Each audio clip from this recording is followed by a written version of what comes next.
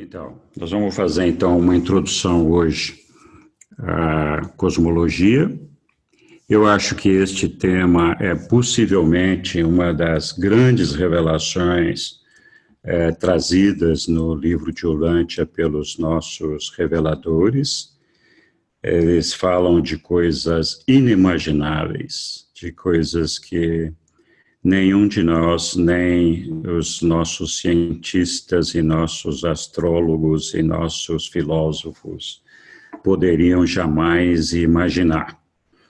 E acho que ainda que passe muitos anos, provavelmente nós nunca chegaríamos à compreensão e ao conhecimento do que foi revelado para nós no livro de Ullântia sobre esse tema de cosmologia. Então, vamos lá. Os documentos que tratam desse assunto são principalmente esses que estão listados aqui no rodapé dessa página. São os documentos de 1 a 15, principalmente, depois 32 a 33, 41, 43, 45, 47 e 57, além de outros que também têm várias menções. Nós vamos fazer uma introdução a esse tema da cosmologia, sem a pretensão de nos aprofundar muito nos detalhes. A nossa preocupação aqui é de dar a todos uma visão global do que os reveladores nos contaram, para que nós possamos compreender e visualizar o tamanho da obra de Deus, do nosso Criador, exatamente o que significa essa obra, quais são suas partes, quais são as suas funções, etc. Mas nós não pretendemos aqui entrar em estudos muito profundos sobre nenhuma das particularidades que são mostradas e reveladas para nós. Isso porque, por exemplo, só para falar da Ilha do Paraíso, nós precisaríamos de umas 2 ou 3 aulas. Então, imagina para falar de todo o resto, né? Então, são muitos documentos com temas muito profundos e que iriam demandar um tempo que nós não temos disponível aqui. Então, nós vamos fazer uma abordagem suficiente para nós compreendermos o que é essa criação de Deus, o que ela significa, de que maneira nós nos inserimos nela e de que maneira ela atua em nosso favor e de que maneira nós podemos nos interrelacionar com ela. Então é isso.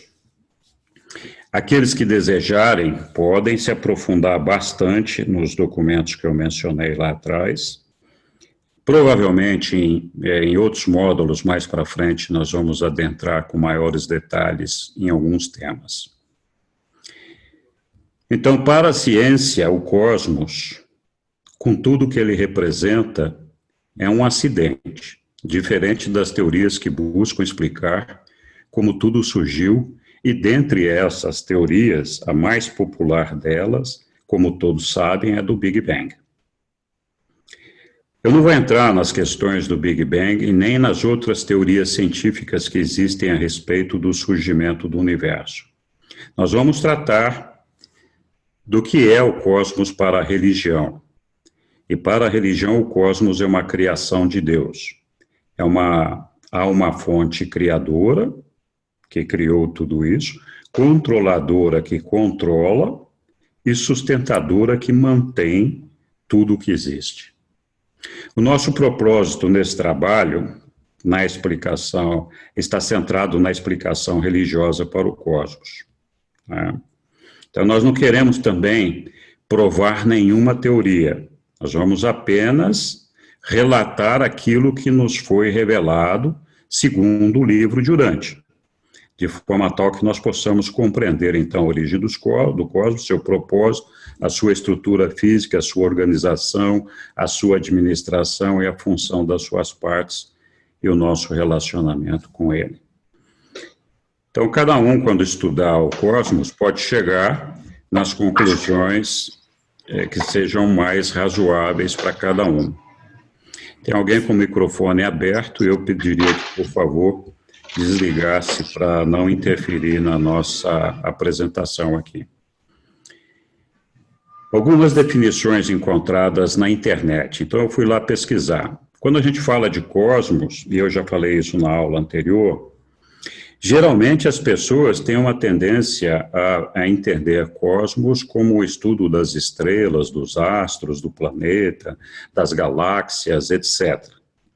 Então, é isso também, mas isso é uma pequena parte do significado de cosmos. Então, cosmos é uma palavra de origem grega, que significa ordem, organização, beleza e harmonia. E é um termo que designa o universo em seu conjunto, na sua totalidade. Ele inclui o microcosmos e o macrocosmos. Nós podemos entender, por exemplo, o organismo de um ser humano como sendo um cosmos, né? Na verdade, então, o cosmos inclui tudo, é a totalidade de todas as coisas deste universo ordenado, desde as estrelas até as partículas subatômicas. A palavra é contrária, a palavra cosmos é contrária ao conceito de caos, de feio ou desordenado. Então, cosmos não tem nada a ver com coisa feia ou desordenada. Todas as cosmologias têm em comum uma tentativa de compreender a ordem implícita e a beleza dentro do todo do ser. Dessa forma, a maioria das religiões e a maioria dos sistemas filosóficos tem uma cosmologia. A cosmologia é o estudo do universo, da sua origem, a sua organização. A tarefa do cosmólogo é determinar a origem do universo, de maneira científica e racional. Cosmologia é o estudo da origem do universo, de como se organiza e dos elementos que o compõem. Então, a cosmologia tenta compreender as questões filosóficas e científicas dos seres humanos sobre o universo como um todo. Então, ela busca respostas como o que existia antes do surgimento do cosmos. Por que Deus criou o cosmos? O que é o universo dos universos? Qual é o tamanho dele? Entre outras dúvidas e perguntas pelas quais nós buscamos respostas. Também quero lembrar que lá na aula passada nós já falamos, segundo os reveladores, o propósito do livro de Urântia, da revelação, é de fazer a expansão da nossa consciência cósmica. Ou seja, sair do nosso umbigo, do nosso entorno, de nós mesmos, e expandir o nosso conhecimento, a nossa relação, a nossa integração, até onde a gente consiga alcançar, de preferência, se conseguirmos chegar a Deus e no paraíso. Então, quanto mais nós conseguirmos expandir essa consciência, mais os reveladores terão alcançado o seu propósito e mais nós teremos alcançado o nosso próprio propósito. Não sei se vocês se lembram também, junto com essa expansão da consciência cósmica, vinha, na sequência, a elevação da nossa percepção espiritual. Sem essa expansão da consciência cósmica, é difícil termos uma expansão da nossa percepção espiritual. Porque a maneira de conhecer o nosso Criador, uma vez que nós não o visualizamos pessoalmente, é através da obra dele, através daquilo que ele criou e que ele nos deu de presente. Ok, então para a ciência não há uma razão plausível para que o cosmos surgisse. Ele é uma consequência de um evento. Sua origem não tem explicações. Então foi lá a explosão daquela partícula que provocou, segundo a ciência, o Big Bang. né? Não tem uma razão, não tem um criador daquela partícula que causou a explosão, etc., nem por que ela aconteceu. No nosso conceito de cosmos, ele foi criado por Deus. Para nós, Deus é o incausado. Ele sempre existiu, existe e existirá. É um conceito difícil de compreender, mas ele é uma personalidade criadora com poder de fazer o que fez. Podemos indagar sobre quais seriam as razões para que ele tivesse criado o cosmos. E é isso que nós vamos fazer. Então, o livro de Urântia nos conta por que Deus, exercendo o seu livre-arbítrio, decidiu criar o universo dos universos. Quando nós pensamos sobre Deus, nós temos ideias e conceitos, às vezes, muito distorcidos sobre Deus. Muitas vezes, para nós, Deus é uma coisa tão grande que nós nem conseguimos definir. E, ao mesmo tempo, nós achamos que coisas simples, nós duvidamos que Deus possa ter feito. Como, por exemplo, ter ordenado que esse livro de Urântia fosse feito, ou que os seres que trabalham em obediência a Deus tivessem criado o livro de Urântia, por exemplo. Então, o livro de Urântia nos conta que Deus, exercendo o seu livre-arbítrio, decidiu criar os universos do universo, ou seja, por vontade própria dele.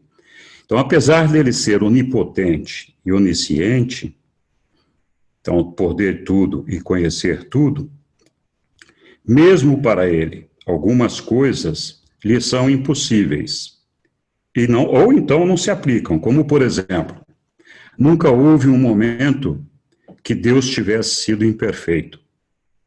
Então, Deus sempre foi, é e será o que ele é, de perfeição absoluta. Não houve um momento que ele tivesse sido imperfeito. Portanto, a onisciência de Deus, todo o conhecimento, toda a sapiência que ele carrega com ele, é existencial. Ou seja, desde sempre, ele soube e conhece tudo aquilo que ele tem. Ele não aprendeu nada com o passar dos anos.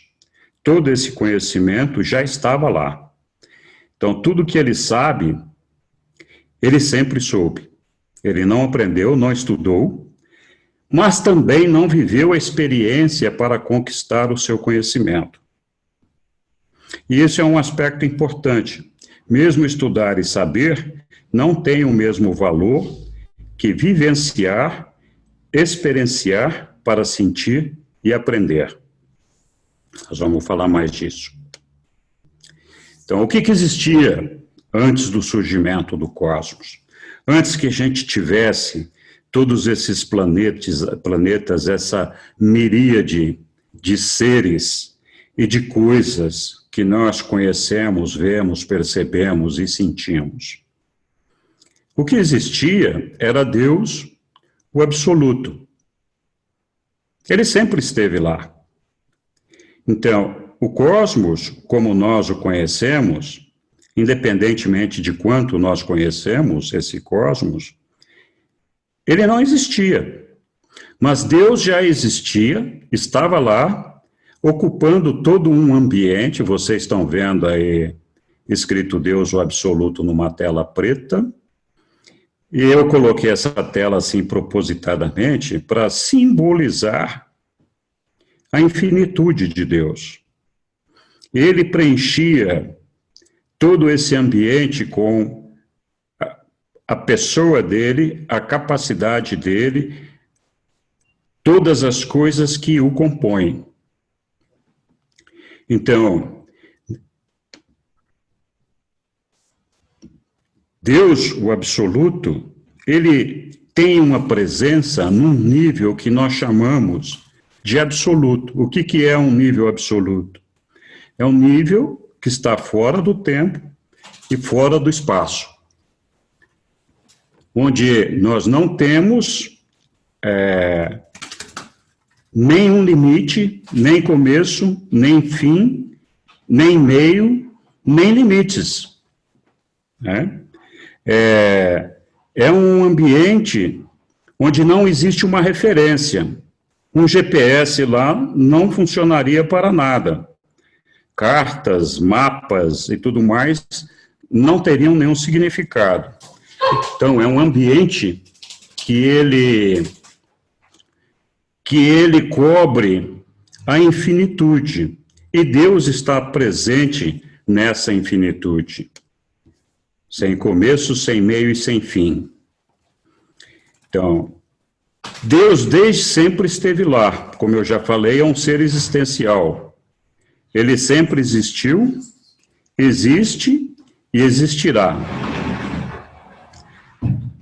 Na sua absolutez, nunca viveu a experiência evolutiva.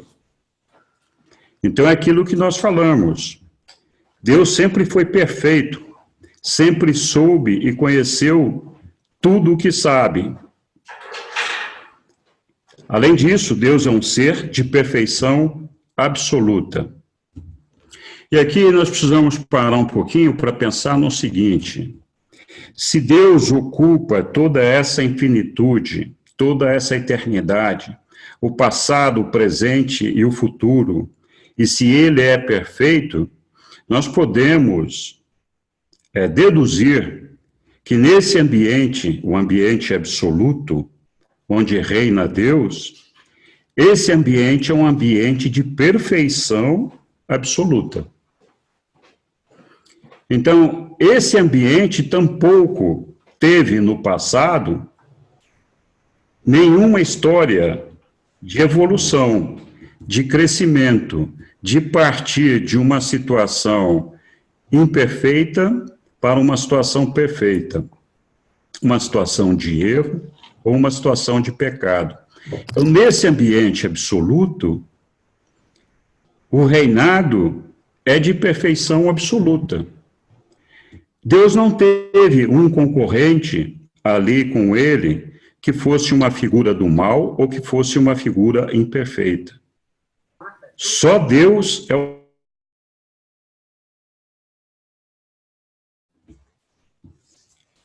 Aqui, estão me ouvindo todos? Sim.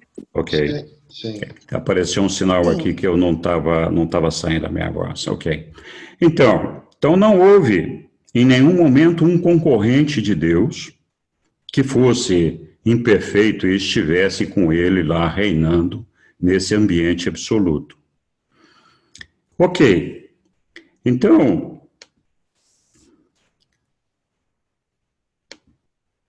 por que Deus criou o cosmos, então?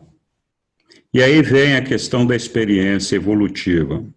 Lá no documento 108, o livro de Urântia, os Reveladores, nos diz o seguinte: que nada em níveis não existenciais pode substituir a experiência.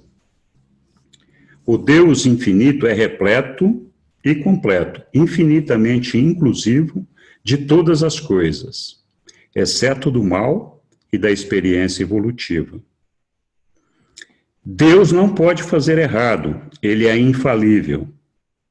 Deus não pode experiencialmente conhecer aquilo que ele jamais experienciou pessoalmente.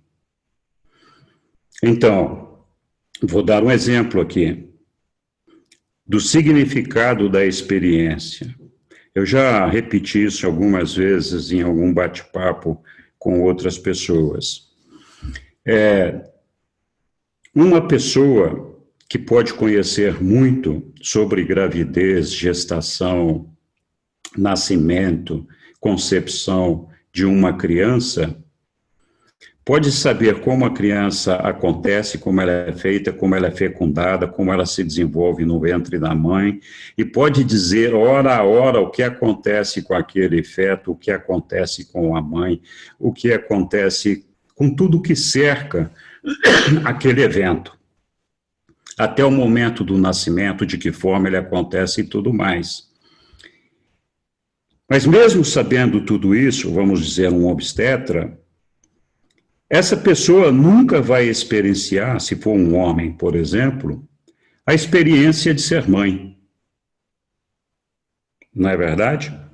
Então, A experiência de ser mãe é diferente de você conhecer e saber o que significa desenvolver uma criatura para você se tornar uma mãe.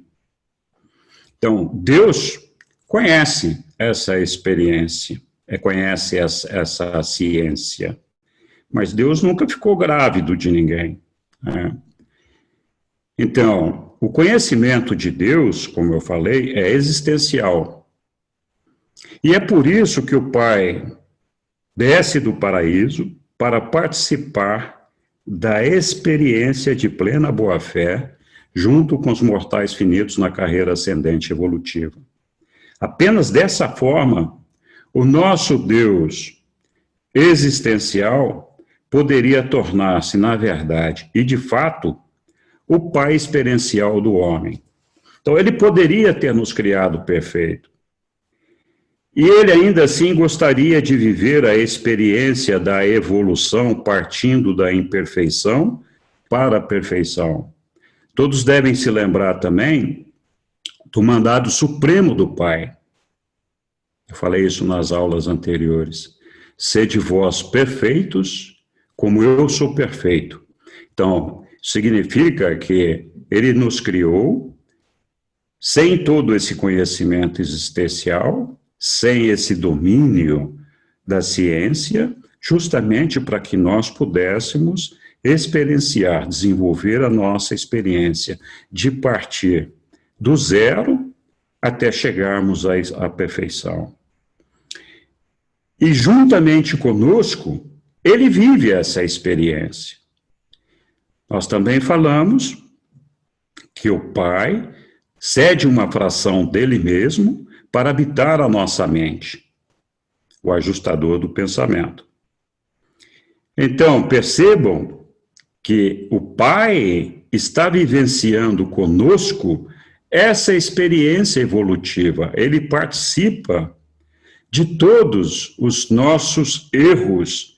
Não que ele faça essa decisão, mas ele vive toda a experiência, toda a tentativa de acerto que nós fazemos. E percebe tudo aquilo que nós estamos sentindo e vivenciando. E essa experiência para ele é dupla, porque ele vivencia a nossa experiência sem interferir no nosso livre-arbítrio. E essa é a razão de nós termos um livre-arbítrio. Porque se ele tomasse as decisões por nós, a decisão seria sempre a decisão acertada. E essa é a razão pela qual o Pai jamais interfere no nosso livre-arbítrio. Porque é a única maneira de ter certeza que ele está vivendo a experiência que tem que ser vivida, né? A outra maneira que ele experiencia isso é que, com todo o poder que ele tem, a varinha mágica, ele tenta nos conduzir sem usar esse poder, sem interferir no nosso livre-arbítrio, e com a dificuldade de comunicação que ele tem com a gente. E ele tenta nos guiar o tempo todo na direção certa. Esse é o segundo desafio, a segunda experiência de Deus.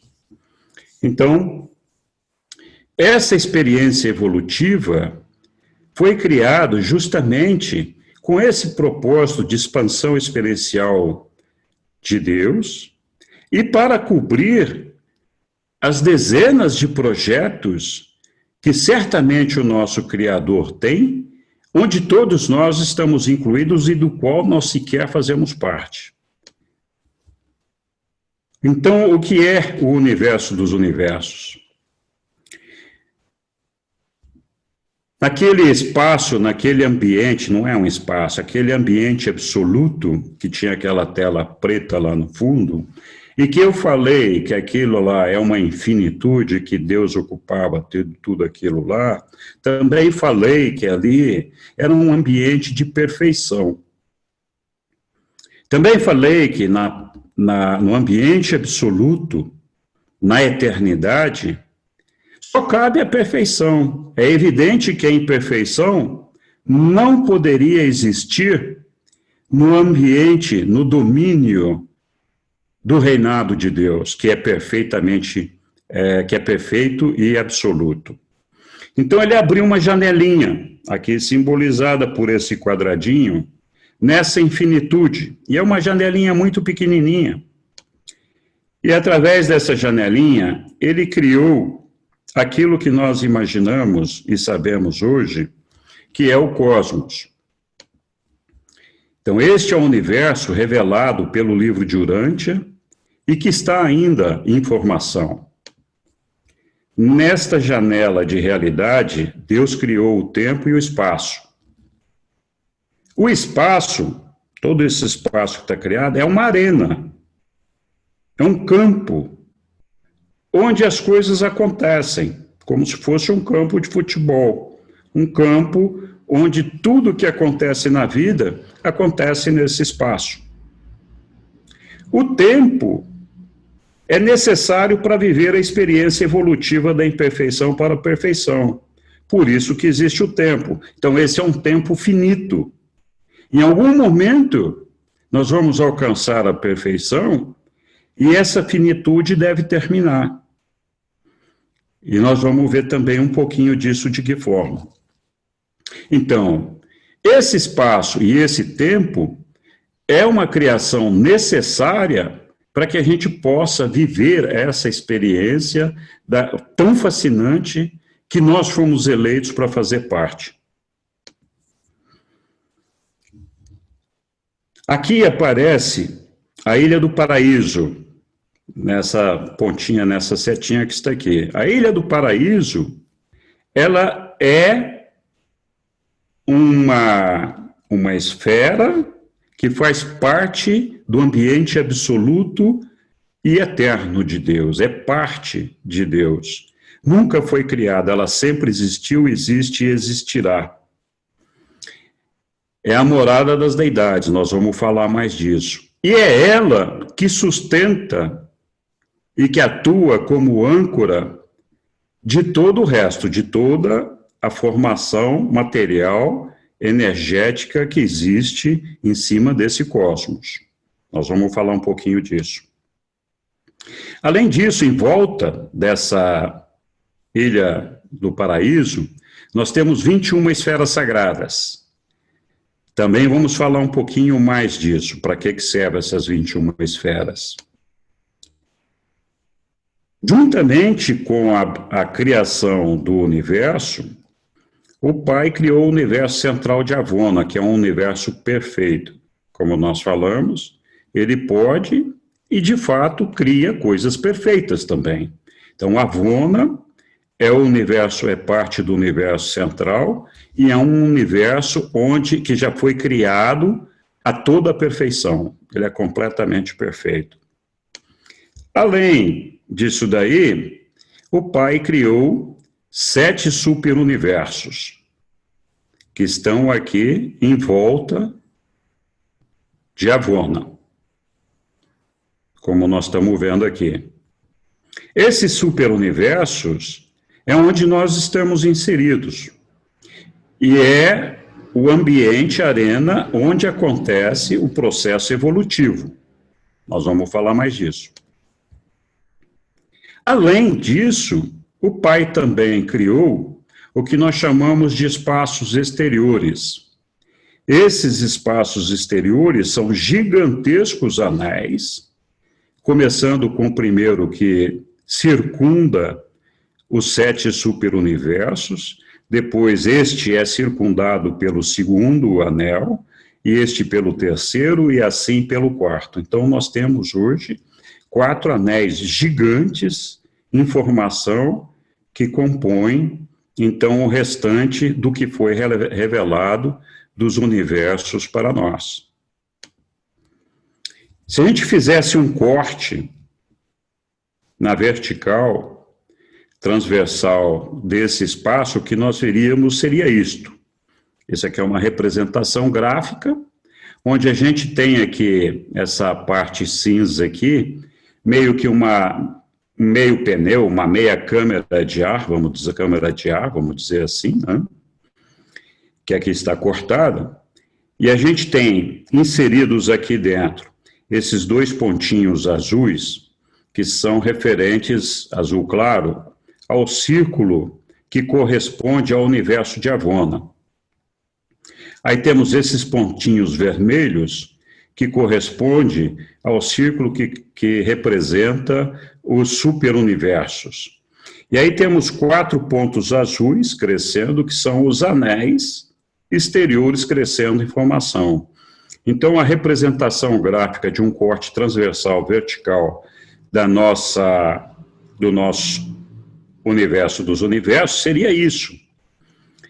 Vejam que a gente tem um pano de fundo aqui, uma tela de uma cor, que cor talvez seria essa para vocês, um salmão ou um cremezinho. Isso aqui está representando aquilo que era aquela tela preta antes, que é, na verdade, a infinitude do absoluto. Eu não coloquei em preto aqui, porque ficaria ruim da gente visualizar. Mas essa telinha salmão aqui representa o que seria o ambiente absoluto, de infinitude total. Então, vejam que aqui seria uma janela criada dentro desse ambiente, representando isso.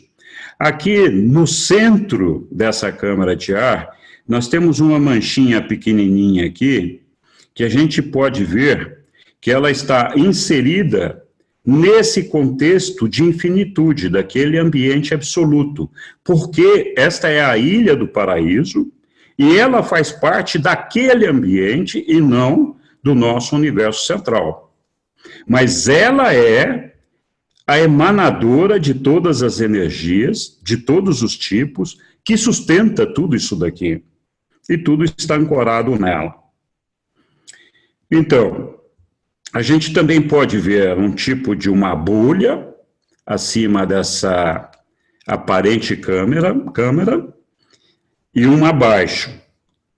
Esses 2 espaços que estão vazios, eles funcionam como um pulmão. Então, é assim, o livro de Urântia nos revela que durante 1 bilhão de anos, o universo se expande horizontalmente, então, ou seja, tanto para a esquerda como para a direita, partindo do ponto da Ilha do Paraíso. Então, é um espaço que cresce horizontalmente por 1 bilhão de anos. E depois ele se contrai horizontalmente por 1 bilhão de anos. É chamada respiração do universo dos universos.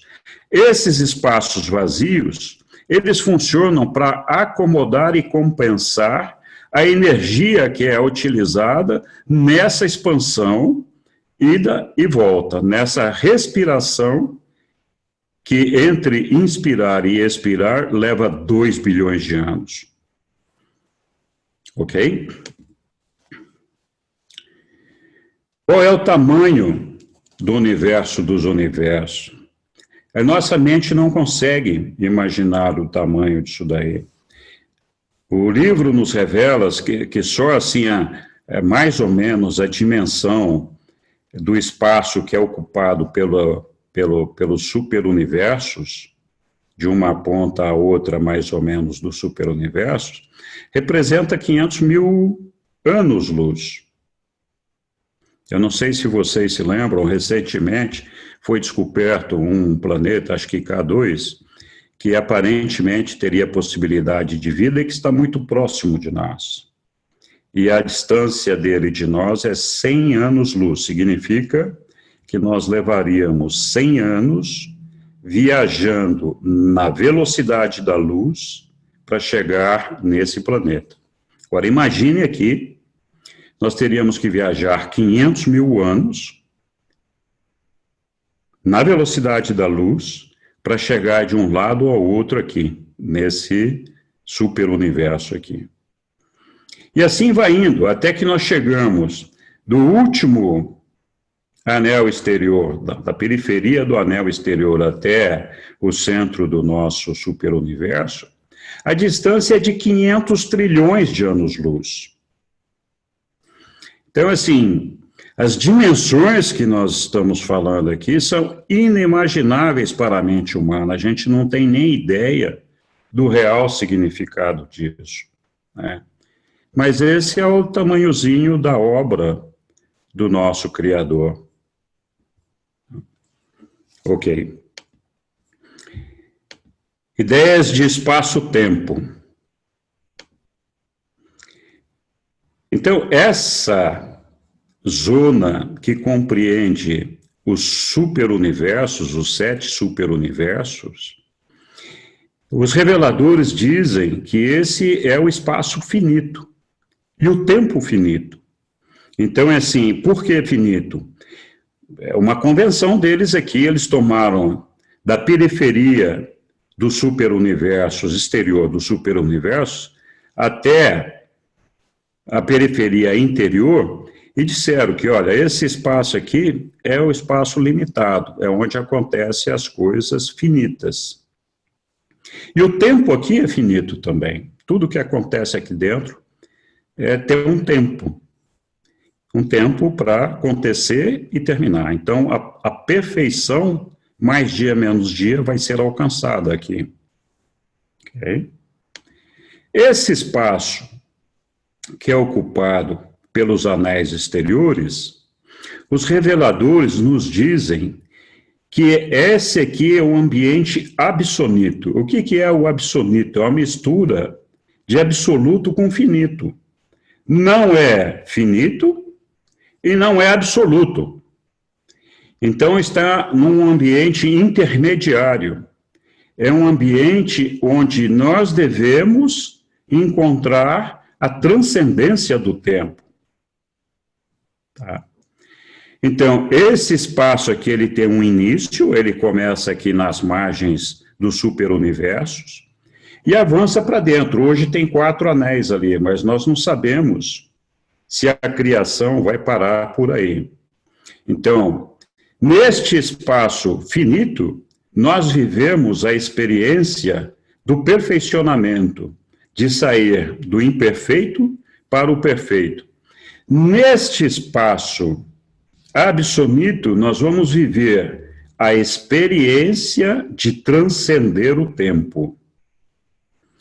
Então, aqui nós vamos chegar a um ambiente perfeito, mas nós vamos continuar num ambiente finito. Para escapar desse ambiente finito, nós vamos precisar a experiência que será conquistada nesse ambiente absoluto, e uma vez concluída essa experiência, os reveladores nos dizem que nós chegaríamos à margem do absoluto.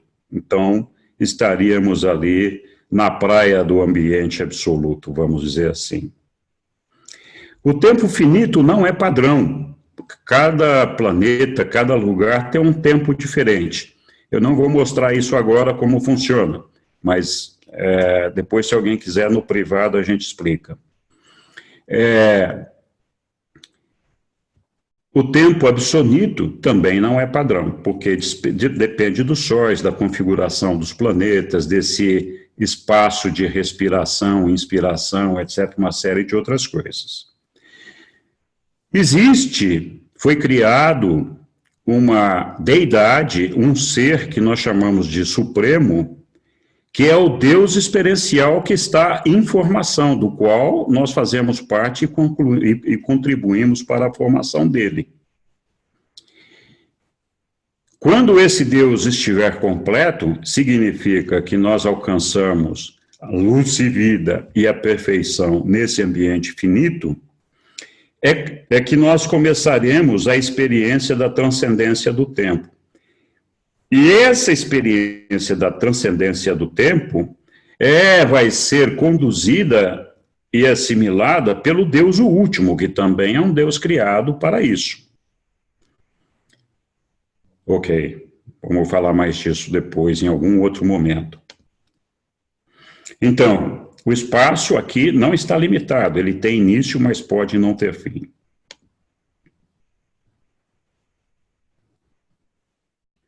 A Ilha do Paraíso. Aqui é uma imagem simbólica da Ilha do Paraíso, muito bonita essa imagem, tem várias imagens bonitas, representando coisas lá do cosmos. É só procurar na internet. A Ilha do Paraíso é o centro geográfico estacionário da infinitude e morada das deidades. Vamos ver o que é isso. Principalmente o documento 11 fala da Ilha Eterna do Paraíso. É a morada eterna do Pai, do Filho e do Espírito Infinito. Estas são as deidades que habitam a Ilha do Paraíso, Pai, Filho e Espírito Infinito, e seus coligados e coordenados divinos. É o centro eterno do universo dos universos. É uma esfera material, bem como uma morada espiritual. Interessante isso. É uma esfera material e uma morada espiritual. Então, quem mora ali, todos são espíritos, todos são espirituais. Mas a morada deles é numa esfera material. É o corpo coordenado mais gigantesco de realidade cósmica em todo o universo mestre. Nós não conseguimos sequer imaginar o tamanho dessa Ilha do Paraíso. Aliás, não sei por que ela chama ilha, porque é um negócio tão gigantesco, mas foi o nome que eles deram. Ela não foi criada, é existencial, eterna e absolutamente perfeita e faz parte do absoluto, do eu sou. É uma esfera estática, ou um corpo estático e sem endereço. Naquele ambiente de infinitude, não haveria nenhuma referência que nos pudesse ajudar para localizá-la. Mas ela é localizável porque ela é o centro do universo mestre. Então, como nós sabemos onde ela está localizada dentro do universo mestre, nós podemos encontrá-la. Dela e para ela convergem todos os circuitos. O circuito da personalidade, o circuito do espírito, o circuito da mente. Então, isso é importante nós guardarmos, porque, além disso, tem o circuito físico também, faz parte da gravidade e outras coisas, mas esse circuito da personalidade, do espírito e da mente é importantíssimo, porque nós somos isso, nós somos, ou seremos, personalidade, espírito e mente. Também é dela e para ela que convergem toda a energia da gravidade e de inúmeras outras potências que sustentam os universos e é alimentadora das energias da gravidade. Então, o cosmos só existe e só se sustenta graças à Ilha do Paraíso. Dela fluem os caudais da vida. A vida só existe por causa da energia que é emanada não da ilha, mas da deidade que está presente na ilha, que é o Pai. Da energia e da personalidade. Quase circular, mas não propriamente esférica, é uma elipsoide e é achatada. Eu pus aqui do lado um desenho simbólico representando a Ilha do Paraíso. Então, aqui nós temos o paraíso superior, na parte de cima, o paraíso inferior e o que eles chamam de paraíso periférico. Então, é quase circular, mas não é uma esfera, é achatada. Ali não se conta o tempo, divide-se em 3 domínios de atividade. Paraíso superior, com 3 áreas de atividade, onde a gente tem, nessas 3 áreas no paraíso superior, a presença das deidades. O Pai, o Filho e o Espírito Infinito moram na área superior do paraíso. Temos ali também uma área chamada de área santíssima, e temos uma área santa que está dividida em 7 zonas. A primeira moram os habitantes do paraíso. A segunda está destinada à residência de todos os ascendentes mortais de cada superuniverso. Estão separadas em 7 divisões, uma para cada superuniverso, ocupando hoje apenas de 1 a 4% do espaço destinado a esse fim. Um universo que tem 7 trilhões de mundos habitados. Na parte de baixo está o paraíso inferior, centro de todos os circuitos de energia e força cósmica, centro de potência e gravidade. Acredita-se que ali esteja a focalização central da presença espacial do absoluto inqualificável. Absoluto inqualificado inqualificável, é uma parte do Deus absoluto. Nós, em algum outro momento, vamos falar disso. Então, a parte do eu sou. E, finalmente, nós temos o paraíso periférico, que está representado por essa parte aí meio que metálica. O que é esse paraíso periférico? São campos de embarque e desembarque, onde chegam os supernafins transportando as pessoas que precisam de transporte de um lugar para o outro. Esses supernafins são os que levam, por exemplo, os mortais para essa viagem. Existem alguns seres que não precisam desse transporte. Em algum momento a gente vai falar disso. Além disso, são sedes centrais de focalização de força dos espíritos mestres. Os espíritos mestres são os arquitetos e os que emanadores de energia para cada superuniverso. Então, eles criaram ali focalização de força dessas centrais de emanação dessa energia espiritual. E, além disso, ali também tem uma área de exposição histórica e profética dos filhos criadores, que são os filhos que criam os universos locais, e hoje ocupam apenas 4% do espaço destinado para esse fim. Então, são os Micaéis. Depois desse slide aqui, eu vou fazer uma pausa. As 21 esferas sagradas, elas giram ao redor da Ilha do Paraíso. Então, aqui, esse pontinho cor-de-rosa que a gente tem aqui nesse desenho, em volta tem algumas esferinhas que não estão muito bem ordenadas, está bem porcamente ordenadas. Elas representam as 7 esferas, as 21 esferas, que em conjunto de 7 esferas formam 3 círculos concêntricos. O círculo interno das 7 primeiras esferas são as esferas sagradas do Pai. O círculo do meio são as esferas sagradas do Filho. O círculo externo são as esferas sagradas do Espírito Infinito. As esferas do Pai são Diviniton, Sonariton, Spinariton, então tem um monte de nomes estranhos aqui, mas o que tem de mais importante aqui para nós é Ascendington.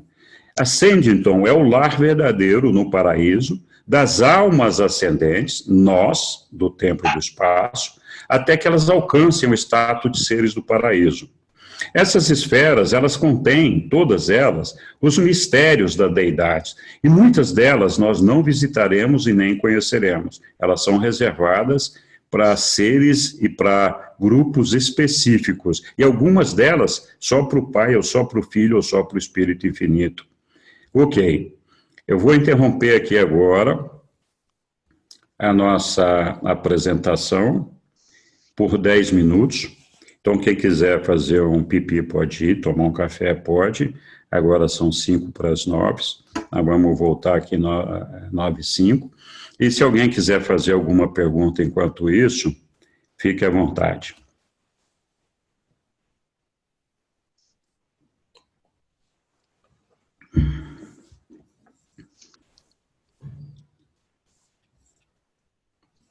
Posso fazer a pergunta? Ou... Pode, Fernando. Pergunta. Beleza. Então, se uma pergunta talvez um pouco pueril, né? Eu acho, né? Já estou até julgando a minha pergunta. O Pai, ao se subdividir, né, na Trindade, né, dá-se de imediato o universo de Avona, né? A ilha central e o universo. Os superuniversos são criados pelo Pai ou são criados por os seus coligados divinos, os Micaéis? Porque os Micaéis, os filhos criadores, os Micaéis, são os criadores dos universos locais. E os superuniversos compõem-se cada superuniverso, né? Então, podemos dizer que esses superuniversos são criados pelo Pai ou pelos filhos criadores ou por outros coligados? Qual seria a resposta, Henrique? Toda a construção, toda a manipulação de energia, todo o desenho, todas as coisas que são formadas, físicas, moronciais, etc., são criadas pelo Espírito, são manipuladas ou criadas pelo Espírito Infinito e seus coligados. Ok. Então, o Espírito Infinito é o manipulador de todas as energias físicas que saem do universo. Então, assim, o Pai pensou, o Filho projetou e o Espírito Infinito foi lá e fez. Mas o universo local, que é parte, vamos dizer, é um terreno na quadra do superuniverso. Então, o universo local é construído, é feito pelo Micael, pelo Filho Criador, que é um filho do Pai e do Filho Eterno. E juntamente com a ministra divina, que é uma filha do Espírito Infinito. Elas são várias, né? Assim como Micael. Né? O super infinito, o super universo é projetado por alguns arquitetos que são os espíritos mestres. E eles são os responsáveis por difundir as energias espirituais e mentais que são emanadas dentro de cada superuniverso. A gente vai falar um pouquinho mais disso depois. Então, acho que é isso. Eu não sei se respondeu, mas é isso. Gratidão, viu, meu caro irmão? De nada.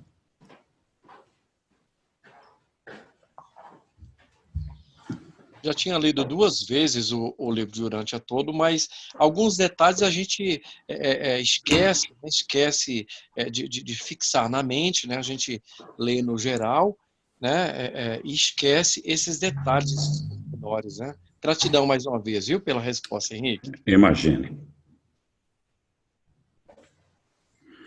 Oi, Fernando. Não, quem tem alguém agora que está aparecendo na minha tela que eu não sei quem é, mas...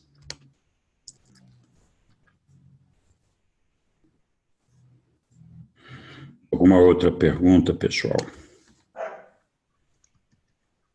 Eu tô aqui, papai. Fala aí, bonitinha. Viu? Agora você tá me vendo.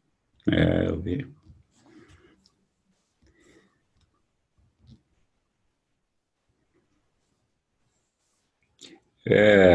Sobre a criação dos superuniversos e dos universos locais, eles vão acontecendo aos pouquinhos, gradualmente. Né? Existem muitos universos locais que ainda não estão completos. Mesmo o nosso, que é o universo de Nebadon, ele é um universo ainda em construção, ou era, pelo menos, quando foi publicado o livro de Urântia. O nosso é um universo muito novo, o nosso universo local. Então, existem universos locais muito mais antigos do que o nosso. Eu imagino que também os outros superuniversos tenham diferentes estágios de avanço entre eles, neste momento.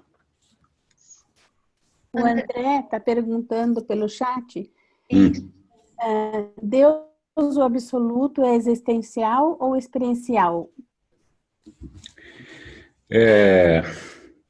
Deus, o absoluto, é existencial e potencial.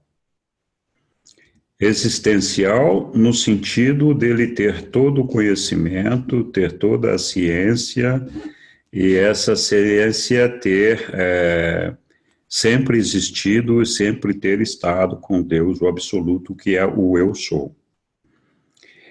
Mas ele tem um potencial de expansão pela experiência, e é por isso que existe o nosso projeto aqui de superuniversos evoluindo e todo esse cosmos que foi criado. Então, o absoluto é existencial e potencial. Potencial no sentido de ainda pode ser mais. Entretanto, o Pai universal, que é a figura da personalidade do absoluto, o Pai é existencial. Ele, Pai, não tem esse potencial de crescimento espiritual, experiencial. Então, o absoluto o eu sou, sim. Mas o Pai, não. O Pai é apenas essa posição existencial. A Namá diz que está com problema no telefone e está perguntando. Aliás, ela está falando o seguinte: não entendi o fato da Ilha do Paraíso não ter sido criada. Antes de tudo ser criado, não existia apenas o Pai? É que nós aqui não estamos tratando da deidade, mas assim, o absoluto, ele é uma composição de vários elementos. Ele é uma composição do que a gente chama de absoluto inqualificável, absoluto universal e o absoluto das deidades. O absoluto das deidades é formado pela trindade do paraíso. Então, a somatória do Pai, Filho e Espírito representam a deidade, o absoluto da deidade. E junto com eles, a Ilha do Paraíso. Então, a Ilha do Paraíso é parte do absoluto das deidades. É a morada das deidades. E é por onde o Pai emana toda a energia que ele precisa emanar para criar o universo dos universos. Então, isso significa o seguinte: uma parte da absolutez infinita do absoluto total, do eu sou, é canalizada pelo Pai para essa ilha do paraíso. Então, a Ilha do Paraíso sempre existiu. Ela está englobada, ela faz parte, ela é intrínseca os absolutos da deidade. Quando se reúne o absoluto da deidade mais o absoluto inqualificável, mais o absoluto universal, nós formamos a totalidade de Deus. Mas nesse caso, nós temos muita dificuldade de perceber a personalidade de Deus, de perceber o Pai. Seria como, por exemplo, a gente estar tratando com a ONU. Então, mal e porcamente comparando, nós estaríamos comparando o absoluto a uma entidade que tem um monte de coisas dentro dela e pessoas, no caso, o Pai, o Filho e o Espírito. Mas quando você tenta se relacionar com essa entidade, você não sabe com quem está se relacionando, não existe a figura da personalidade. É por isso que o desmembramento foi feito. Nós, em alguma outra aula, vamos falar disso. Eu entendo que é um tema difícil, áspero, mas, para simplificar, é assim, é tudo parte de um todo só, que sempre existiu e sempre esteve lá. Esse desmembramento, ele foi feito apenas para viabilizar a construção do universo dos universos e criar essa janela de espaço-tempo para essas experiências que nós estamos vivenciando.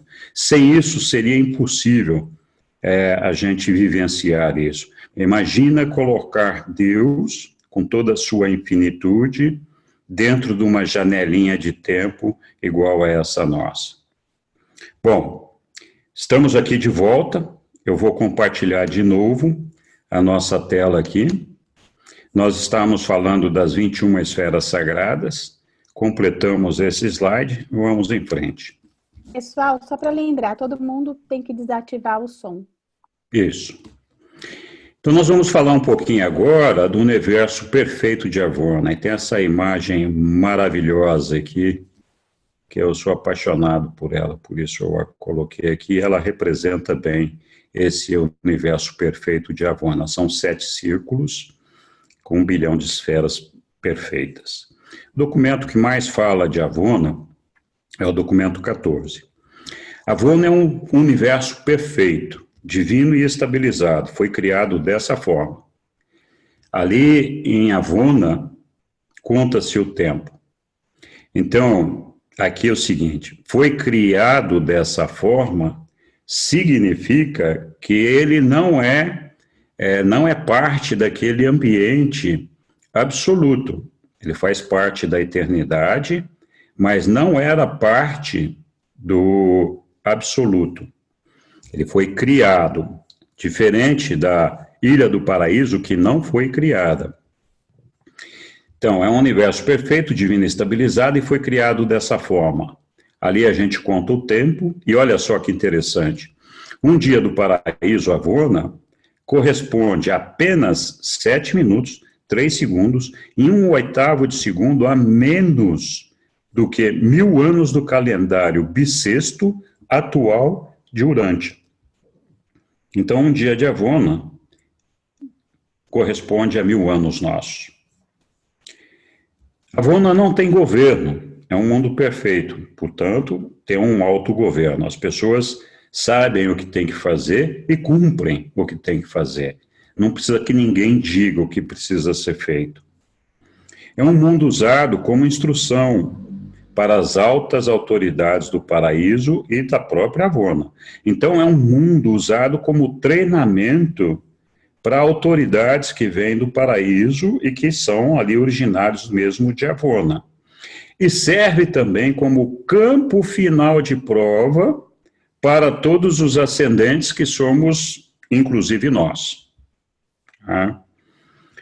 Avona possui 1 bilhão de esferas, distribuídas em 7 círculos. Esses 7 círculos giram em torno da Ilha do Paraíso no sentido horário. Na periferia de Avona, gira um número inacreditável de enormes corpos escuros de gravidade. Esses corpos escuros de gravidade não refletem nem absorvem luz. Eles não reagem à luz de energia física. Aqui eu tenho uma imagem representativa do que seria o universo central. Então, nós temos aqui no centro, simbolicamente, a Ilha do Paraíso. Em volta dessa Ilha do Paraíso, as tais 21 esferas sagradas, 7 do Pai, 7 do Filho e 7 do Espírito Infinito. E em volta delas, os 7 círculos de Avona, contendo no total 1 bilhão de esferas. E em volta desses 7 círculos, nós temos 2 cinturões de gravidade, um menor, interno, e um maior externo. Esses corpos escuros de gravidade, eles não refletem nem absorvem luz, como nós falamos, e não reagem à luz da energia física. Eles rodeiam e envolvem completamente Avona, como se fosse um escudo, como se a escondessem da vista de curiosos. Então, eu imagino que, provavelmente, os nossos cientistas, por mais potentes que sejam os seus telescópios, nunca vão conseguir enxergar, através deles, esse universo central. Algumas curiosidades sobre Avona. Os nativos de Avona são uma progenie da Trindade do Paraíso. Eles não se reproduzem. Os seres espirituais não residem em espaços nebulosos, eles não habitam mundos etéreos. Eles são domiciliados em esferas fatuais de uma natureza material, em mundos tão reais como esses que vivem os mortais. Então veja só, os seres espirituais, todos eles residem em mundos materiais. Apesar de que esses mundos materiais, eles têm uma configuração, uma conformação diferente daquela que nós conhecemos, mas são mundos materiais. Outro dia alguém perguntou se Deus tinha corpo. Sim, os espíritos têm um corpo, um corpo físico espiritual. O espírito é uma energia. Essa energia é uma energia física. Não é um físico, uma matéria como essa que nós conhecemos, mas é uma energia. E todos eles são pessoas com quem podemos nos comunicar individualmente. Então, os mundos de Avona são factuais e reais, se bem que a sua substância de fato difira da organização material dos planetas do 7 superuniverso. Olha que interessante. Nenhum ser físico de Avona seria visível aos urantianos. Lembra, na última aula eu falei, os seres mortais, eles têm, pelo menos no nosso caso, 5 sentidos. E mesmo esses 5 sentidos são grosseiros, são pobres. Nós temos... O cachorro ouve melhor do que a gente, por exemplo. A águia enxerga muito melhor do que nós. O olfato de qualquer cachorro, de qualquer animal, de uma maneira geral, é muito melhor do que o nosso, não é verdade? Então, nenhum desses estímulos físicos, desses mundos distantes, provocaria alguma reação aos nossos grosseiros órgãos sensoriais. Se um mortal de Urântia pudesse ser transportado até Avona, lá ele estaria surdo, cego e totalmente carente de qualquer outras reações sensoriais.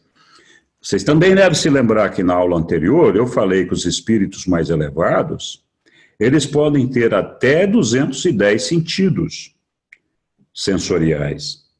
Então imagina como é que nós vamos perceber um mundo com esses 5 sentidos pobres que nós temos aqui. Se eles lá têm 210 para perceber o mundo deles. Então, esse ser, nós, jogados ali em Avona, nós apenas funcionaríamos como um ser autoconsciência, ou seja, nós apenas teríamos autoconsciência de nós mesmos, né? Mas limitado, privado de todos os estímulos ambientais, de todas as reações ao meio ambiente. Todos os mortais sobreviventes, e aqui tem uma questão interessante, mortais sobreviventes, chegarão e passarão por Avona. Quer dizer que existem mortais não sobreviventes, porque senão não haveria necessidade de fazer essa diferenciação aqui. Então, quem são os sobreviventes e quem são os não sobreviventes? E esses sobreviventes chegarão e passarão por Avona. De fato, nós vamos passar por cada uma de suas 1 bilhão de esferas. E aqui outra coisa interessante. Olha só. Quando a gente fala de alcançar a perfeição, sede vós perfeitos assim como eu sou perfeito, a gente não consegue imaginar a perfeição do Pai. Por mais que nós coloquemos na nossa mente uma meta de perfeição, ela sempre vai estar aquém daquela perfeição que realmente é a perfeição do Pai. Nós temos toda uma carreira evolutiva de crescimento contínuo para alcançar essa perfeição. E muitos de nós, não sei por alguma razão, acreditamos que podemos alcançar essa perfeição ainda aqui em vida. É claro que aqui em vida nós podemos alcançar a perfeição possível de ser alcançada nesta vida. Mas ela não é suficiente para nos levar à perfeição do Pai. Existe todo um longo caminho a ser percorrido para que isso aconteça.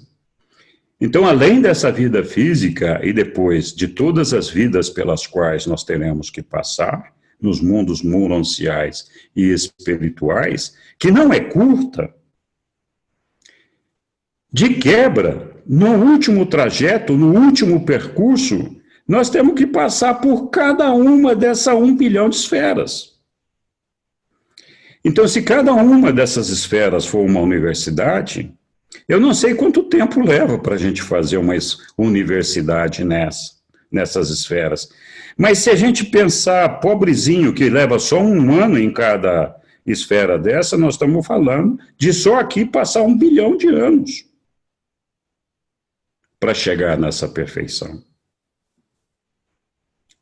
Ok, eu acho que esse é uma reflexão interessante para a gente fazer do que nós somos agora e de qual é o caminho que nós temos pela nossa frente para chegar lá. E esse não é um caminho de trabalho árduo da gente desistir e falar, puxa vida, não.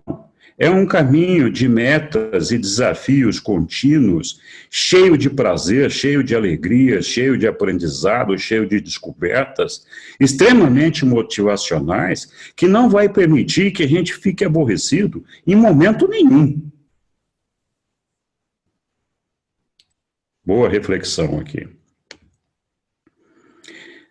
De Avona, nós continuamos descendo. Nós começamos no paraíso e estamos descendo em direção ao nosso mundo, aqui onde nós estamos. Então, nós passamos do paraíso das esferas sagradas pelo ambiente de Avona, e agora estamos no ambiente do tempo e espaço finito, que são os 7 superuniversos. E por que 7? Eles são 7 porque eles são o resultado da combinação das deidades do paraíso. Então é assim, Pai, Filho e Espírito. Quantas combinações nós podemos ter entre essas pessoas? Então nós temos Pai, Filho, Espírito, Pai, Filho, Pai, Espírito, Filho, Espírito e Pai, Filho e Espírito. Então, são 7 combinações possíveis. Então, o universo, o superuniverso número 1 é do Pai, número 2 do Filho, 3 do Espírito Infinito, Pai e Filho, Pai e Espírito, assim até chegar no 7º superuniverso, que é o que tem a combinação de Pai, Filho e Espírito. Mas atenção! Embora a gente tenha aqui Pai, Filho e Espírito, não quer dizer que esse superuniverso está coberto pela trindade do paraíso. Não é isso. Isoladamente, Pai mais Filho mais Espírito não representam a trindade do paraíso. A trindade do paraíso é muito mais do que isso. Nós não podemos agora gastar muito tempo explicando isso. Mas este universo, o 7º universo, é o universo de Orvonton e é o universo do qual nós fazemos parte. Nós, todos aqui de Urântia, fazemos parte desse superuniverso número 7, Orvonton, que tem as energias do Pai, do Filho e do Espírito. O que nós encontramos? Eu vou falar mais um pouquinho disso lá para frente. O que nós encontramos em cada superuniverso? Eu já falei disso na aula passada. Então, aqui nós temos, de novo, simbolizando o paraíso central e os 7 superuniversos em volta desse paraíso central. Dentro de cada superuniverso, nós temos 10 setores maiores. Esses setores maiores seriam como que continentes, vamos dizer assim, dentro dos superuniversos. É uma agrupação de várias regiões, vários planetas, vários mundos, agregados e consolidados dentro de 7 setores maiores. Se a gente estivesse olhando o nosso planeta Terra aqui, seria como dizer, olha, seria equivalente à Europa, à Ásia, América do Norte, etc. Dentro de cada setor maior, nós temos 100 setores menores. Cada setor menor representa uma região, talvez dentro de um desse continente. Norte, sul, leste, oeste, não sei. Então, é uma fração, cada um desses setores menores é uma fração de um setor maior. Dentro de cada setor menor, nós temos 100 universos locais, dentro de cada um deles. Esses universos, talvez nós pudéssemos considerar como países, dentro de uma determinada região de um continente. Dentro de cada universo local, nós temos 100 constelações, que podem ser regiões dentro de um país aqui, como tem no Brasil. Norte, Nordeste, Centro-Oeste, Sul, Sudeste, por exemplo. Então, tem 100 constelações. Dentro dessas constelações, tem 100 sistemas, dentro de cada uma delas. Então, cada um desses sistemas poderia ser como um estado, por exemplo. São Paulo, Paraná, Mato Grosso, sei lá. Dentro de cada sistema, nós temos 1000 planetas habitados, que poderia ser as cidades de cada um desses estados. Então, essa é a composição que a gente tem dentro de cada superuniverso. Eu falei também na aula anterior que nesses superuniversos, o propósito da evolução é de vivenciarmos diferentes realidades. Nós estamos partindo de uma realidade inferior, a mais densa, a mais grosseira delas, que é a realidade física.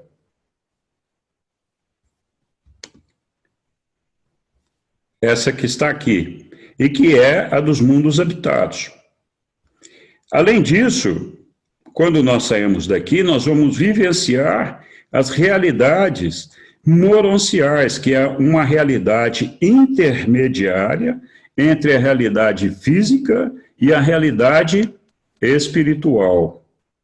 Então, a nível de universo local, assim que nós deixamos o nosso planeta de nascimento, nós partimos para uma realidade moroncial, onde nós temos um corpo muito mais etéreo do que este que nós temos, mas muito mais denso do que o corpo espiritual. Então, todas as realidades moronciais, elas são intermediárias entre o mundo físico e o mundo espiritual. E também, em certa medida, uma realidade de superposição em algumas coisas. Porque aquilo que nós não alcançamos na nossa realidade física aqui, não tudo, mas uma parte, nós teremos uma segunda chance de alcançar quando nós migramos para a realidade moroncial. Isso também vai ser discutido mais para frente. Então, um superuniverso tem 10 setores maiores, com 100 setores menores, com 100 universos locais, com 100 constelações, com 100 sistemas e 1000 planetas cada um. Se a gente pensar em termos de planeta, um sistema tem 1000 planetas. Uma constelação, então, tem 100.000 planetas. Um universo local, que é o nosso universo aqui, por exemplo, de Néptron, pode ter 10 milhões de planetas. Quando eu falo em planetas aqui, eu estou falando de planetas habitados. Não inclui aqueles planetas que não são habitados. Um setor menor inclui 1 bilhão de mundos habitados. Um setor maior, 100 bilhões. Um superuniverso, 1 trilhão. E os 7 superuniversos, a bagatela de 7 trilhões de mundos habitados. Ok.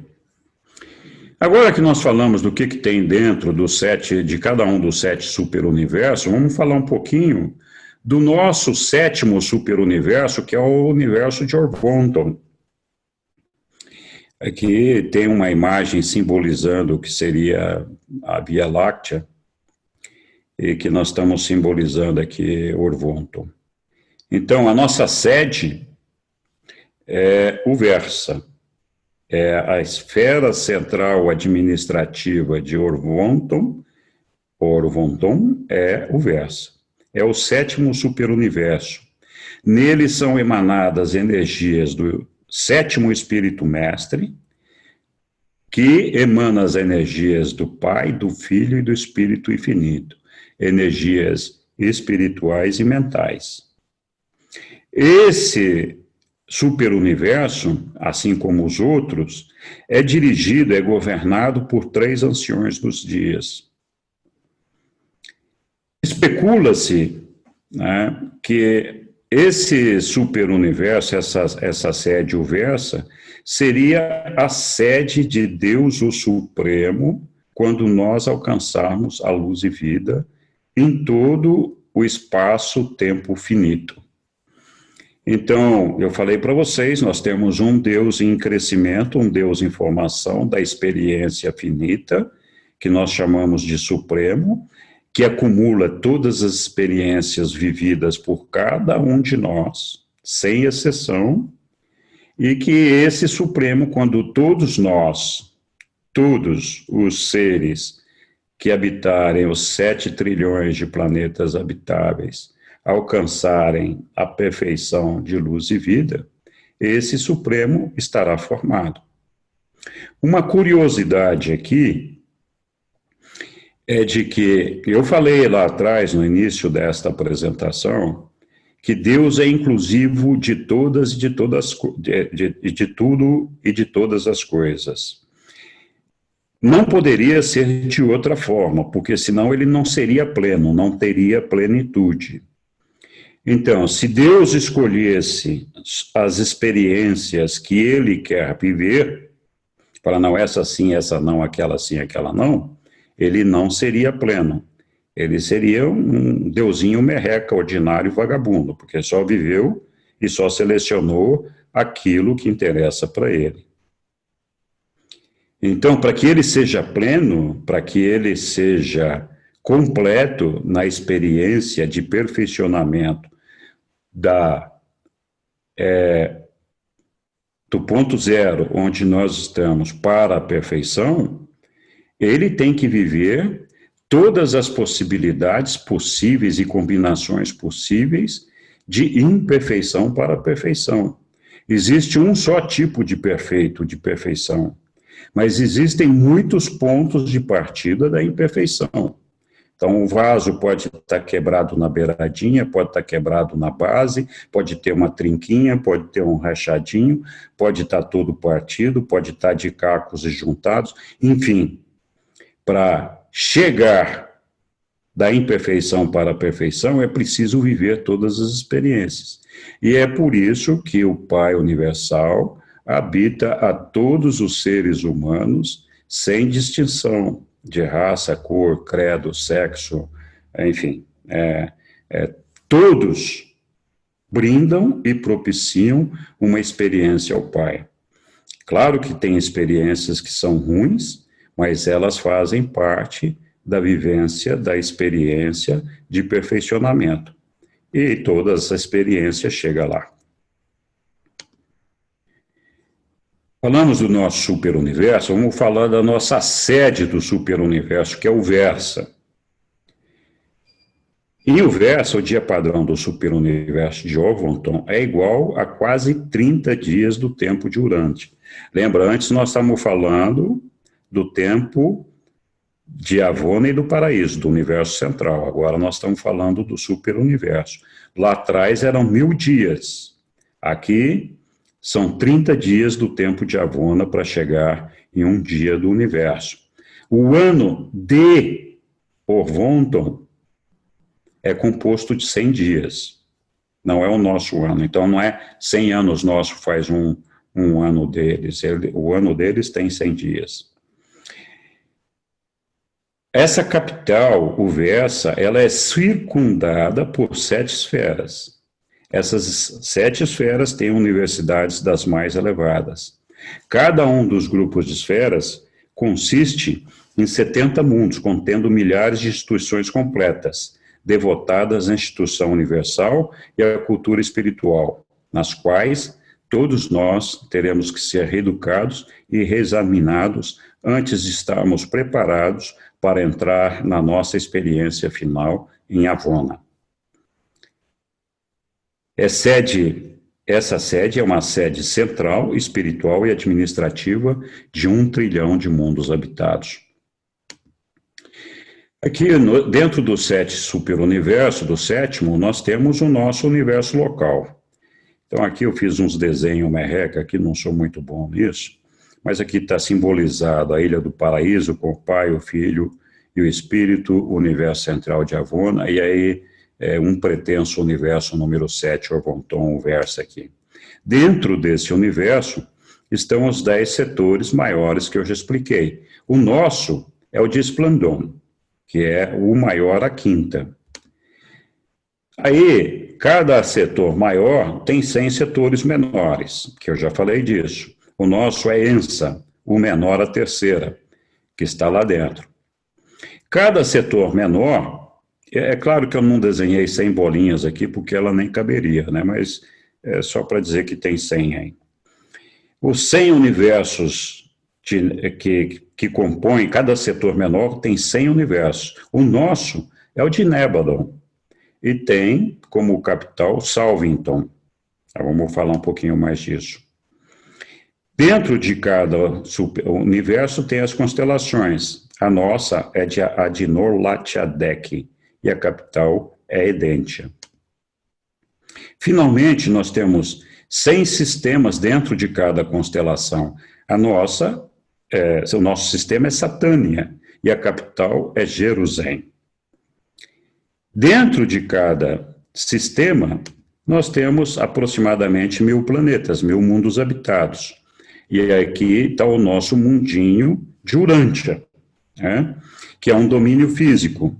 Esses mundos do universo de Nebadon, constelação e sistema, que estão nessa cor aqui, sei lá, salmão, não sei que cor que é essa aqui, mas representam o mundo moroncial. Depois, o setor menor, maior, o superuniverso, Avona, etc., é a realidade espiritual. Então, está aqui representado o nosso universo local dentro do 7 superuniversos. O setor maior, o maior, cuja sede central é Esplandon, é a quinta, o maior, a quinta, é a sede central do nosso setor maior. É cercada por 70 esferas de instrução intelectual avançada do superuniverso. Esplandon é o 5º setor maior no superuniverso de Orvonton. O setor menor, cuja sede central é Ensa, o menor, a terceira, é a sede central do nosso setor menor. É cercada por 7 esferas de estudos físicos superiores da vida ascendente.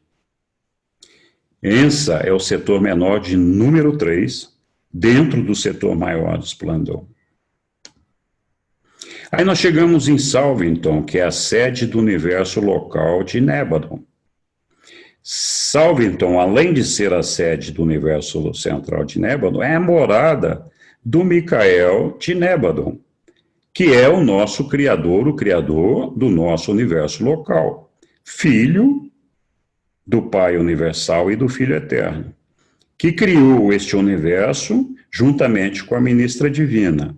E o nosso Micael, quando cumpriu a sua 7ª auto-outorga, nós vamos estudar lá na frente, se encarnou como homem aqui na Terra, nasceu como homem e foi Jesus.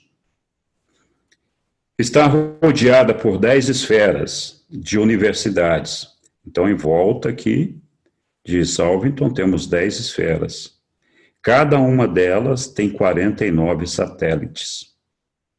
Nebadon é o universo local de número 84, dentro do nosso setor menor, Ensa. Dali nós partimos, então, para a sede de constelação de Nor-Latchadek, que é a nossa constelação. E Edentia é a capital, é a central dessa constelação. Ela está rodeada por 10 satélites de cultura, socialização e aprendizado, e cada um desses satélites está rodeado por 70 subsatélites, num total, então, de 700 subsatélites. Nor-Latchadek é a constelação de número 70 no universo local de Nebadon. Daí nós chegamos, então, em Jerusalém, que é a capital do nosso sistema, que é Satânia, que é onde está inserido o nosso planeta Urântia. Então, Satânia é o sistema de número 24 dentro da constelação de Nor-Latchadek. Jerusalém tem 7 satélites e 49 subsatélites que estão representados aqui. Então, dentro de Jerusalém, nós temos o mundo das 7 mansões, que é para onde nós iremos quando nós ressuscitarmos. Lá está também o mundo dos finalitores. Depois nós temos o mundo moroncial, o mundo angélico, o mundo superangélico, o mundo dos filhos e o mundo dos espíritos. E, finalmente, o mundo dos pais, do Pai. Então, aqui está Jerusalém.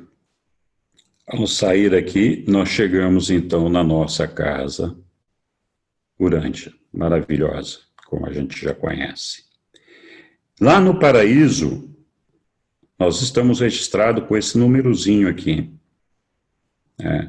Aqui é 1.000, milhões, bilhões, trilhões. 5 trilhões, 342 bilhões, 482 milhões, 337.666 no registro do paraíso. O número que João viu e que disse que era o número da besta, esse final aqui, ele naquela época não conseguia, a mente dele não alcançava o tamanho desse número aqui. O nosso, dentro de Satânia, do nosso sistema, o nosso número de registro é o número 606. Então, quando nós nos formamos, nós tínhamos antes 605 planetas que já estavam habitados antes do nosso. Atingiu o seu tamanho atual, então Urântia chegou nesse tamanho há 1 bilhão de anos atrás. Mas a verdade é que Urântia, a formação dela começou há aproximadamente entre 4 e 5 bilhões de anos atrás, e ficou completa, como está hoje, há 1 bilhão de anos atrás. Está situada no sistema de Satânia, dentro da constelação de Norlat-Adek, e pertence ao universo local de Nebalon, do nosso Criador Micael, nosso amado Jesus. Pertence ao superuniverso de Orvonton, que é o 7º superuniverso, e o nosso sistema solar é Monmátia, do qual, até onde nós sabemos, nós somos o único planeta habitado. Não sabemos se temos outro aqui. O nosso planeta é membro de um enorme cosmos. Nós pertencemos a um número infinito de mundos. Nós falamos 7 trilhões de mundos, mas nós somos cuidados e amados como se fôssemos únicos no cosmos. Então, Deus criou o universo dos universos para que ele fosse habitado. E aqui nós terminamos, então, essa aulinha de hoje. Eu vou abrir espaço para mais perguntas, se houverem.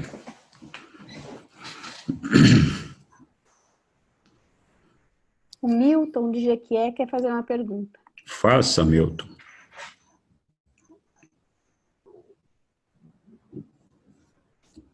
Na parte que foi dita que quando todos chegarem ao nível de luz e vida, esse sistema de Orvonton, Orvonton seria a sede do Supremo.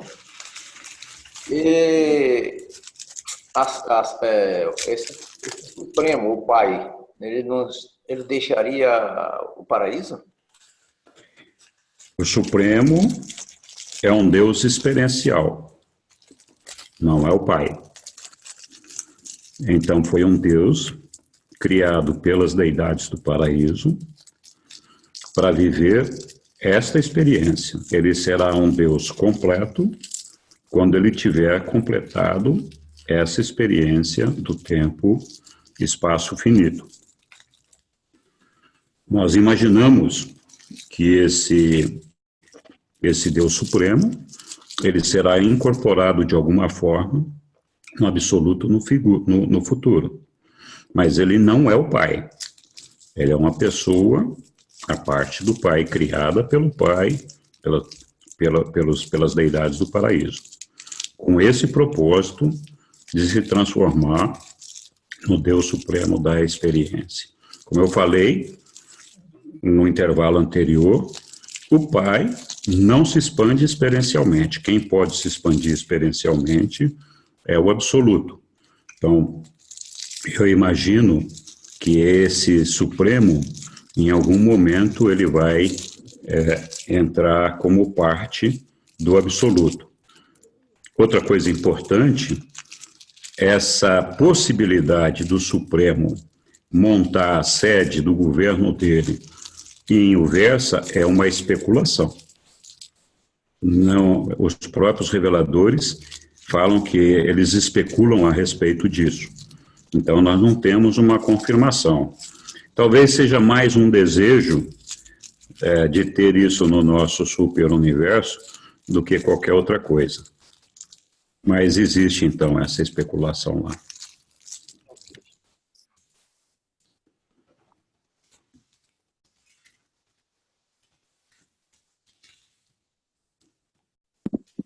Parabéns, o Henrique. Foi excelente, viu? Ah, muito obrigado, Desirê. Que bom que você gostou. As que eu tinha já tirou também, é? Essas coisas confundem tudo na minha cabeça. Saiu todas as dúvidas, então? Nossa, eu tinha dúvidas também. Esses desenhos seus foram uma beleza, viu? Ah, que bom que vocês gostaram dos desenhinhos, então. Às vezes a visualização gráfica ajuda na compreensão, né? E esse é o propósito mesmo. Eu espero que tenha ajudado a esclarecer para muitas pessoas. Não se esqueçam, e a apresentação vai estar disponível lá no lugarzinho dela, lá no Moodle, depois, lá na escola, e que para visualizar esses movimentos e formar tudo isso, vocês têm que colocar a apresentação no módulo de apresentação, para poder fazer todas essas animações que eu mostrei, porque senão vocês não vão ver as animações. Aliás, vão ver alguns slides e vai ver um monte de desenhos encavalados, um no outro, não vão entender nada. Então, precisa colocar no modo apresentação. Outra coisa importante, como eu já falei em apresentações anteriores, naquele campo de colocar anotações para o apresentador, que existe no PowerPoint, eu frequentemente coloco lá referências e algumas coisas até para mim mesmo lembrar, ou para eu mesmo lembrar, e tentar orientar a minha apresentação. Então, vocês também podem ter acesso a isso lá, mas aí não no modo apresentação, então no modo normal. Mais perguntas? Henrique, eu levantei a mão agora, acho que o irmão não percebeu, né? Mas Não, é só não percebi. dar uma dúvida a respeito desse número enorme aí, né? De 5 bilhões, tanto, depois termina com 606, né? Depois vem o 606. Eu tenho esse conhecimento, mas eu fiquei meio confuso agora, né? O 606 é o número do nosso planeta no registro, né? E o 606, esses 5 bilhões e tanto, depois de 666. Qual é o número mesmo oficial de Urântia? É o 606 ou 666? Por favor.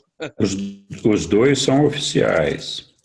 É que nós temos um registro que é feito pelo nosso sistema de Satânia, que diz que, então lá no registro de Satânia, nós somos o planeta de número 606.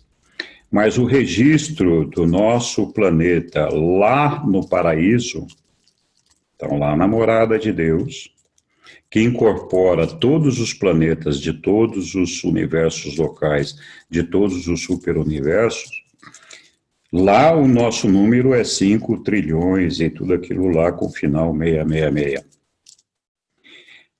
Provavelmente nós temos um outro número em Salvington, que é a capital do universo local, que é um número sequencial do nascimento de cada mundo habitado. E eles consideram o nascimento do mundo habitado no momento em que surge o primeiro casal com vida inteligente em cada planeta. Então, no momento em que cada planeta apareceu aquela vida inteligente, é registrado como um planeta habitado. Eu imagino que além do número que nós temos de Satânia, nós devemos ter um no universo local, que é a sequência de planetas habitados que surgiram no universo local, assim como temos provavelmente no superuniverso e provavelmente lá no universo na Ilha Central. Gratidão, meu nobre e venerado professor. Não, venerado não, por favor. Muito obrigado. Outros. Obrigado, Jenny. Até a próxima vez. Também estou indo, viu? Obrigada. Nossa, obrigada, Henrique. Foi maravilhoso. Tá bom, muito obrigado a todos vocês. Se não tiverem mais perguntas, eu ainda vou ficar mais um pouquinho aqui. Boa noite. Boa noite.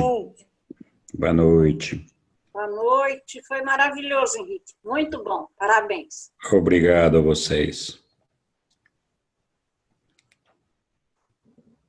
Parabéns, Henrique. Um grande abraço para todos. Boa noite. Boa noite. Obrigada. Parabéns, muito boa aula. Tchau, tchau. Boa noite a todos. Boa noite. Boa noite. Parabéns. Boa Obrigada. noite. Boa noite. Boa noite. Excelente aula. Obrigado, boa noite.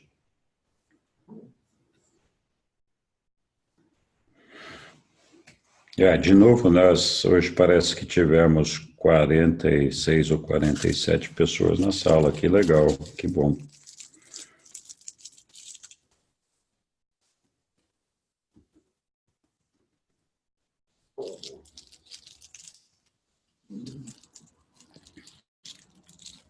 Boa noite a todos. Boa noite, Milton. Boa noite. Obrigado por participar. Aliás, obrigado a todos. Boa noite, Henrique. Valeu. Boa noite, cara. Um abraço, Otávio.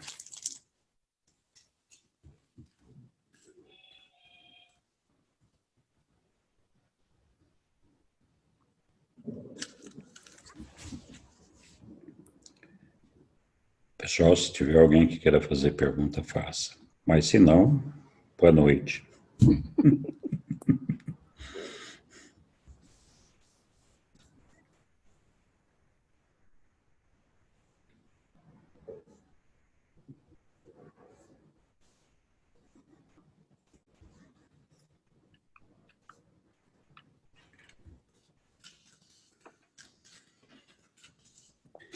Depois tem como ver pessoal que assistiu às aulas, porque aqui tínhamos 46, a gente tem 100 e poucos inscritos, né? Eu imagino que uma parte está vendo depois o vídeo, né? Então, a gente não tem como saber, pela plataforma, a gente saber quem assistiu gravado ou quem assistiu online. Tá. Porque, o sistema registra as duas atividades, né? Então, a pessoa entrou lá, se ela clicar na online, vai registrar que ela entrou. Depois, se ela clicar na gravada, vai registrar também que ela entrou. Tá bom. Mas o que a gente pode fazer depois é a gente ter uma pessoa para fazer uma espécie de um relatório da aula online e ir anotando as pessoas que entram, né? Não, era mais para saber se aquele 101... Tá bom, Gui. Mas olha... Mas é só para a gente saber quem estava online, se a gente quiser ter esse registro. Não, eu não acho que isso seja importante. Eu acho que o importante é saber se os 101, os 100 e pouquinhos que estão registrados lá, no final, de uma maneira ou outra, viram a aula ou não. Né? O que dá para ver também é assim, a última vez que a pessoa entrou na plataforma. Então, uma pessoa, por exemplo, que está lá, última vez que entrou há 10 dias, então a gente sabe que ela não participou de nada, né? Então, isso a gente consegue ver, pela última vez que a pessoa fez o login na plataforma. Dá para ver se a pessoa assistiu inteiro o vídeo? Não dá. A gente não tem como controlar, assim, se assistiu todo o vídeo. A pessoa entrou, se ela rodou um pouquinho e fechou, o sistema reconhece que ela entrou, que marca só o registro de entrada, o log, né? E essa é uma das razões da gente ter aquele questionário, para a gente saber se a pessoa realmente assistiu a aula, né? Aliás, acho que o questionário dessa aula aqui já está lá, né? Já está lá, o material dos slides também já está lá. Muito bom. Maravilha. E amanhã, então, nós vamos ter o vídeo também carregado. Bom, Que legal. Muito obrigado a todos. Boa noite. Tchau, gente. Eu estou à disposição, se alguém precisar de alguma coisa ou tiver alguma dúvida. Só um pouquinho. Sim. O Mantovani está dizendo que ele está sem som. Aí ele colocou assim, só para confirmar, no início da sua apresentação você coloca as distâncias entre os níveis do espaço exterior. Essas dimensões estão realmente citadas no documento 12? Estão citadas em algum lugar lá no livro de Urântia. Eu não me lembro agora todas as citações e todos os documentos. Mas, na verdade, aquele slide lá eu copiei de uma outra apresentação, então eu suponho que aquela lá está ok. Mas algumas daquelas medidas, sim, com certeza estão lá. Outras acho que foram calculadas pelo pessoal que estuda o livro e que entende um pouco desse negócio. Não, mas o livro fala as distâncias. Então. Quando ele não fala distância, ele dá referências. Isso. Por exemplo, a gente sabe ele fala assim, ó, a distância entre Urântia e o centro de Orvonton, até o Versa. Então a gente acaba tendo, por essa referência, uma noção do diâmetro de Orvonton. Então, ele dá algumas informações e a gente vai captando e montando as demais. Isso. Posso fazer mais uma pergunta antes de encerrar? Claro, pode, Fernando. Por favor. Sobre o questionário. Nós vamos ter um questionário também a respeito da aula de hoje? Todas as aulas têm um questionário. Sim, todas as aulas têm um questionário. Ok. O propósito desse questionário é ver se a aula transmitiu o conhecimento que desejávamos transmitir e também se o aluno conseguiu assimilar aquilo ali, o estudante, né? Se todo mundo não conseguir responder aquele negócio ali, alguma coisa está errada na nossa apresentação. Verdade. Pode colar também. É verdade. Gratidão. Imagina. Eu queria saber que caiu o sistema. E aí, quando eu retornei, em vez de aparecer meu nome, apareceu o número do smartphone. Sem problema. Quer fazer uma pergunta? Faça. Mas continuei assistindo, só que estava caindo várias vezes. Às vezes a internet não ajuda, né? Então, eu imagino que de vez em quando vocês não me ouvem bem, porque talvez a minha internet não esteja boa, ou talvez a de vocês mesmo não esteja bem. Mas quando acontece isso, você vai na sua foto, que aparece na tela, aí tem 3 pontinhos, você clica em cima dos 3 pontinhos e aí você pode renomear, não é isso? Ou em cima do nome mesmo. Isso. Aí você coloca... como aconteceu isso, que eu caí 2 vezes. Aí eu tive que, nas 2 vezes, eu tive que colocar o meu nome de novo. Isso. Eu queria aproveitar aqui que a Elda comentou que não ouviu, né? Ela escreveu aqui mais para cima, Angélica, escreveu que a Elda não está ouvindo no tablet. E realmente ela está com o sistema de som dela desligado. Então, se ela está assistindo no tablet, ela deve passar a tela, vai passando até encontrar um círculo vermelho, onde ela vai clicar para habilitar o som. Aí ela vai passar a ouvir o áudio aqui de todos. A Angélica, se estiver ouvindo, você passa essa informação para ela, por favor. Ok, mais alguém? Bom, tá bom, pessoal. Olha, muito obrigado, boa noite. Boa noite. Foi um prazer estar com todos vocês aqui. Estou à disposição de todo mundo, se precisar de alguma informação adicional. Grande abraço, boa semana para todo mundo. Até a próxima quarta-feira. Que o Pai nos proteja a todos nós e nos dê uma boa semana. Tchau, boa noite. Tchau, Gui, dorme com Deus. Tchau, amo vocês. Tchau, filhota, te amo. Tchau. Tchau. Tchau.